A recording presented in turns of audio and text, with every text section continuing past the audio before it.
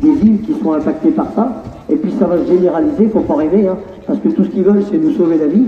Hein, c'est bien connu, les motos diesel, c'est infernal. Donc on en est là.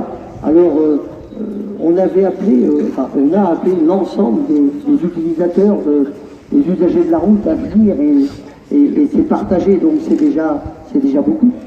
Donc au niveau national, il va y avoir, il y a pas mal de CD qui bougent, hein. C'est sur Paris, enfin non, Paris descend en province exceptionnellement parce qu'ils ont prévu d'autres choses. Donc on a toute cette dynamique qui est mise en place au niveau national. Oui, je bafouille, faut pas en vouloir, c'est toujours des moments qui sont compliqués quand on veut pas un professionnel. Donc voilà, les LCR c'est ça. On a été, je vais dire, ils veulent absolument interdire ces véhicules-là, sachant que l'empreinte écologique de ces véhicules-là, au bout de 15, 20 ans, elle est largement remboursée. Ce qu'il faudra, par contre, pour les nouveaux véhicules, que l'empreinte véhicule, comme c'est des véhicules qui sont fabriqués avec des pièces de tous les coins du monde, il faudra qu'ils fassent au minimum 300 000 km. Et qu'est-ce qui justifie que moi, citoyen, je jette ma voiture à la poubelle pour racheter autre chose? Je trouve que c'est un petit peu... Alors on nous dit, oui, on va vous faire des prêts gratuits, mais quand on n'a pas de quoi finir le mois, faire un prêt gratuit, c'est bien, mais il faut le payer quand même. Ou alors il faut nous filer le fric, quoi. Je pense que si demain il y avait une véritable envie de changer les choses, il pourrait le faire. Mais je pense que c'est pas ça, il y a trop de lobbyistes derrière. Alors parlons pollution. Moi je prends souvent l'exemple des porte-containers, vous savez. Alors j'ai balancé ça sur le Facebook, mais tout le monde le sait, il y a d'autres choses. Qui vont chercher à l'autre bout du monde des produits pour remplir nos poubelles, parce que c'est des produits qui sont faits par des gens qui sont exploités.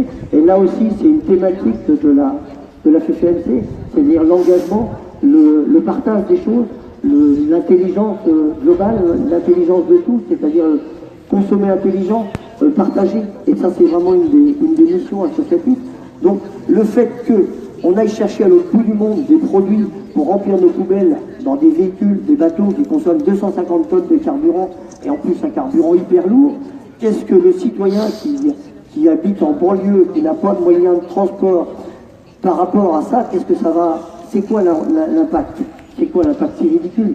On l'a obligé par des aides financières, par le prix du gasoil, à acheter un véhicule diesel en lui disant, ben voilà, le carburant est moins cher, et puis en plus c'est le fer de lance de l'industrie française. La France a poussé l'ensemble des citoyens à s'équiper en diesel en leur faisant des faveurs financières à la pompe, et puis au jour d'aujourd'hui, ben, on devient des assassins.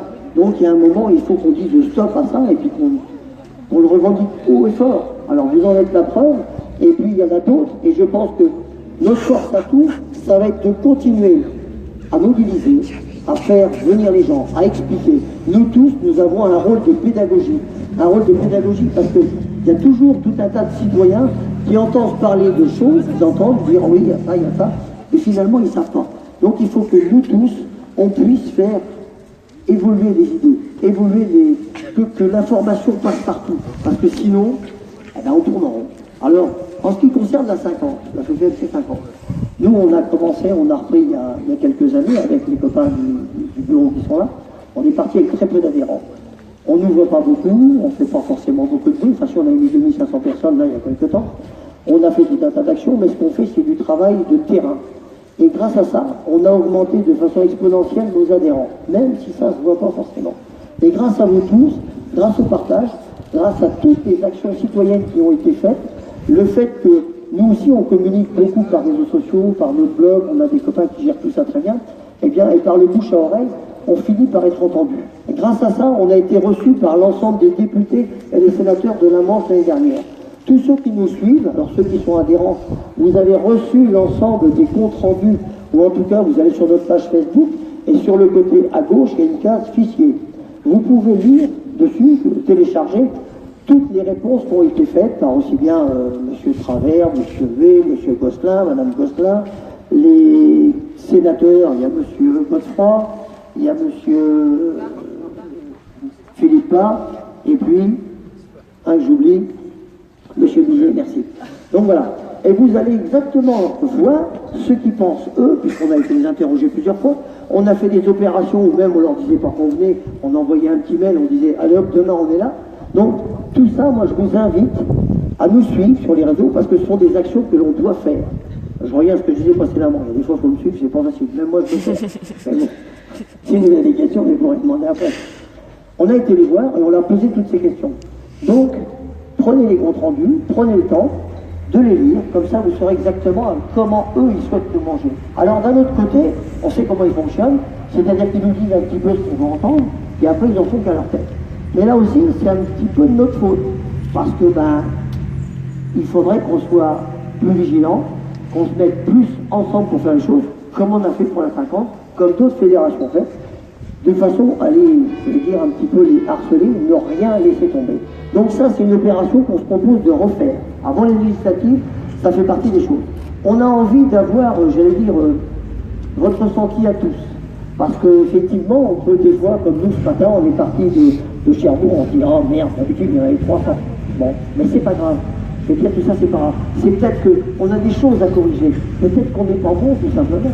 Peut-être qu'il y a des moments où on est à côté de la plaque. Alors justement, ceux qui sont là, ceux qui sont venus, qui croient en tout ce que fait la Fédé au niveau national, eh bien, il faut nous faire remonter. Il faut nous expliquer, ou en tout cas nous accompagner vers d'autres, peut-être d'autres actions que l'on pourrait faire. Même si nous, je me répète, on continue à prendre beaucoup d'adhérents. Mais avoir beaucoup d'adhérents, c'est bien, mais c'est pas suffisant. Il faut que ça se multiplie, parce que les idées qu'on défend, ça impacte tout le monde. Aussi bien les motards, les automobilistes, les citoyens en règle générale. Et en plus, on est en train de donner alors je vais y venir tout de suite, aux boîtes privées, aux lobbyistes, la gestion de nos vies. Alors ça s'annonce par une autre mesure concernant, vous avez tous vu, la délégation à des boîtes privées de la sécurité rentière. C'est-à-dire qu'on a chopé, nous, enfin il y en a d'autres qui ont vu ça, sur certains réseaux, qu'il y avait déjà des études qui avaient été faites qu'en roulant, donc ces boîtes-là, en roulant à 81 km/h, quand on est pressé et que c'est limité à 90, on en mange un coup, on passe, et donc forcément on sera verbalisable. Alors, il y a des gens qui me disent, mais non, M. Marie, vous voyez le mal partout. Je dis oui, ça me rappelle comme les autoroutes. À l'origine, c'était pas du tout une question d'argent. On les a refilés aux boîtes privées, alors chez nous, on les a en privé. Et ça non plus, c'est parce que je vois le mal partout. C'est-à-dire que c'est l'endroit le plus sécurisé sur lequel on peut circuler, mais on l'a filé à des boîtes privées. Alors, quand on traverse une partie de la France, il y a des fois 50 €, ça compte quand on part en vacances. Donc il y a un moment où il faut peut-être que nous tous, on leur dise, ça suffit. Donc les boîtes privées, ça va être ça. Alors c'est pareil, on met en place, on va vous donner, on va distribuer ceux qui veulent, on a mis des courriers, on va mettre des courriers sur les pages Facebook, sur notre site internet. Tous ceux qui veulent alors vous pouvez les télécharger avec le sigle FFMC 50 ou sans le sigle FFMC 50. Vous n'êtes pas obligé de rentrer dans le truc. Voilà. Nous, l'idée, c'est tout simplement d'interpeller, encore une fois, les politiques, les élus, et ensuite, à nous, de mettre en place des actions où on ira les voir, où régulièrement, on ira faire des sit-ins, on y va à 40, 50, 100 motards, et même davantage, on va les voir, et puis on leur explique les choses, parce qu'il va y avoir des élections, et on doit être entendu. Il y a un moment où il faut vraiment qu'on prenne les choses en main. Donc voilà en ce qui concerne la fameuse délégation aux boîtes privées. Alors, il y a plein de choses à dire concernant ça. Alors ils nous disent que c'est pour notre sécurité, qu'il y a trop de morts sur la route. Oui, mais je pense qu'il y a un moment où il faut arrêter de nous prendre pour des blaireaux, parce que depuis 2013, on a multiplié par 10 la répression routière, et l'accidentologie et la mortalité continuent. Donc, moi, je suis un petit peu surpris. N'importe quelle entreprise ou n'importe quel citoyen, quand il tape dans un mur qui se fait mal, il y a un moment, il arrête de taper dans le mur. Eux, ils continuent, en disant, c'est votre faute, vous comportez tous comme des imbéciles. Donc, il y a un moment, je pense qu'il faut qu'on leur dise, et puis qu'on soit nombreux à leur dire, et qu'on fasse vraiment beaucoup de bruit.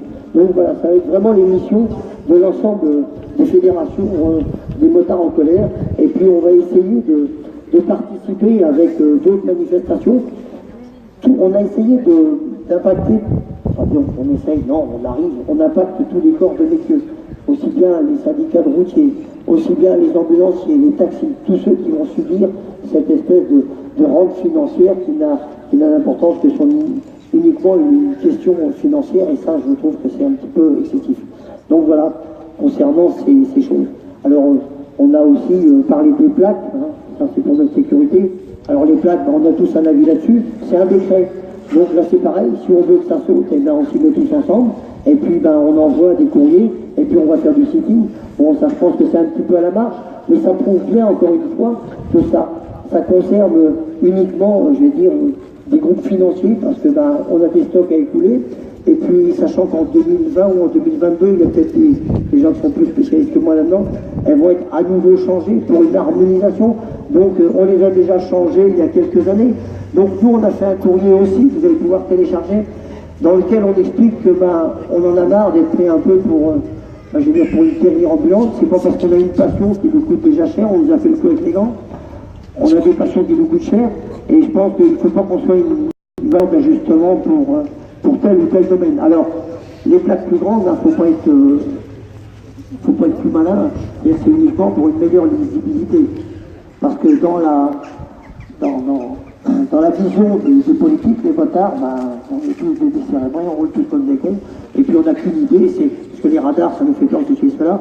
Je suis bien persuadé que parmi nous, il y en a quand même une grande majorité qui ont tous leurs points depuis des années, et puis qui ne prennent pas forcément leurs pieds à rouler comme des cons dans les centres-villes, et ceci, cela. Mais c'est un petit peu l'image qui est représentative du motard, et même si, je veux dire, la FFMC, les commissions, elle est je veux dire, consultante à la Commission nationale de sécurité routière pour faire changer les mentalités et puis le regard des autres. Ça prend beaucoup de temps, mais je pense que, en tout cas en ce qui nous concerne, nous, dans le département de la Manche et dans les départements limitrophes, on a réussi vraiment à changer cette optique et cette vision des choses.